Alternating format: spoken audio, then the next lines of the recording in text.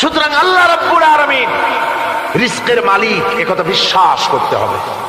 সেই বিশ্বাসের অর্থ এই নয় যে আপনি চুপ করে বসে থাকবেন আর ফেরেশতারা রান্না করে আপনারে রূপচাঁদা মাছ খাওয়াই দিয়ে যাবে, এরকম না। বিশ্বাস করতে হবে, কাজ করতে হবে, এর ফলে আল্লাহ রাব্বুল আলামিন রিজকের ব্যবস্থা করবেন।